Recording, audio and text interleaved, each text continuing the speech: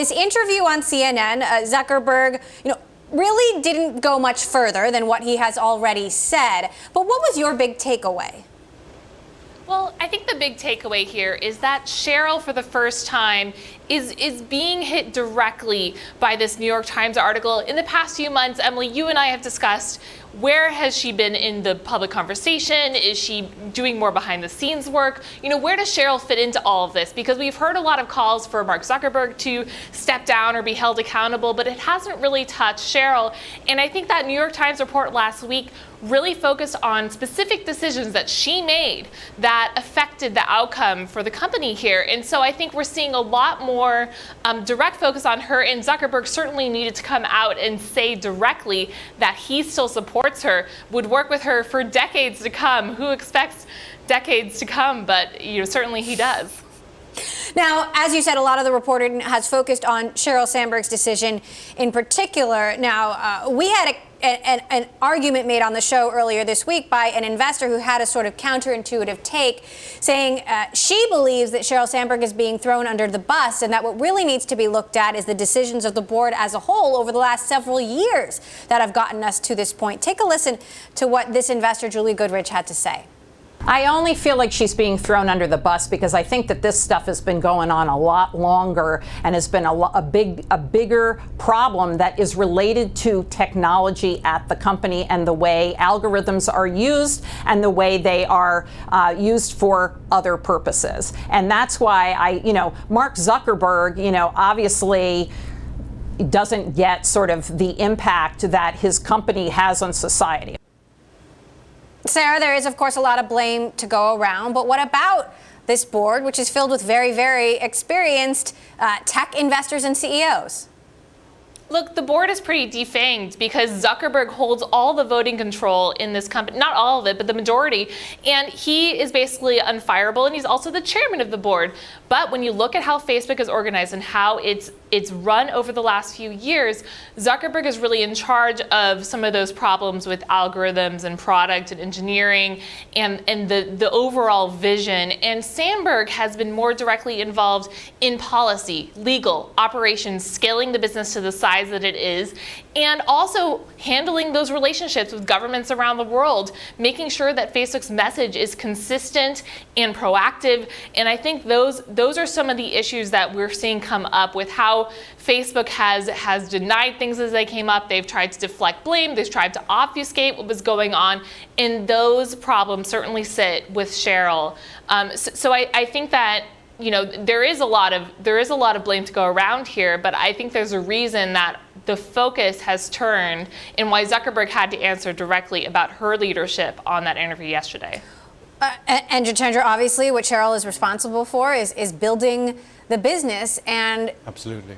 Will this be the straw that breaks the camel's back? Will this be what finally gets users to turn away from Facebook? Because we really haven't seen some dramatic decline in user engagement or dramatic decline in ad sales. You're right. And the issue over here is if you look at Facebook's valuation multiples right now, that's lowest it's ever been.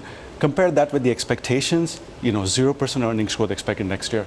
So that basically tells you that investors don't really have a lot of faith in the long-term story at the moment. There's a lot of visibility issue with Facebook. And one of the things that they can do, changes are required, but one of the things that they can do if board cannot be reshuffled is they could look at Google and how they came up with the alphabet structure to sort of make sure they get the flexibility in terms of diversifying their revenues, get better some of the parts valuation, because right now some of the parts is greater than the total, and it should be the opposite way. Sarah, what do you make of that argument? Robert Reich published an op-ed in The Guardian making this argument, echoing sort of what Jitendra had said. It's time to break up the tech behemoths. Certainly Facebook has a lot of valuable parts. Would they be better separate than they are together? Actually, I think the opposite is happening. It used to be that Facebook had operated a lot of its apps separately. Instagram was separate from WhatsApp, which was separate from Messenger and Oculus and Facebook.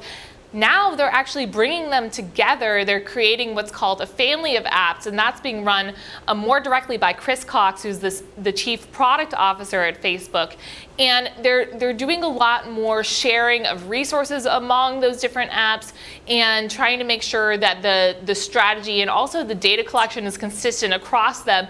And I think that maybe would make it harder to break them up or harder to split it up. The move this year is to do the opposite. Jitendra, will users, is this for users, going to change behavior? I mean, we all hear anecdotally about people being angry at Facebook, not wanting to use Facebook, using Instagram instead, which is still part of Facebook. But, I just wonder at this scale, does the pattern actually change, or does this blow over? So the user growth story is not really going to change. I mean, we are seeing continued movement towards Instagram, WhatsApp engagement, and things like that remain strong. So those numbers, it's difficult to see that trajectory changing. Yes, the core Facebook user growth numbers would, continue to come down.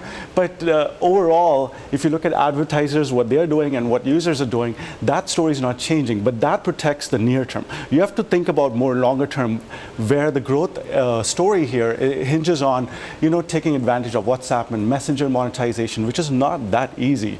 They would need partnerships, they would need acquisitions in the future to sort of even diversify beyond advertising. And I feel like the current setup makes or holds back growth from the other properties that they can take advantage of, because they are very valuable properties.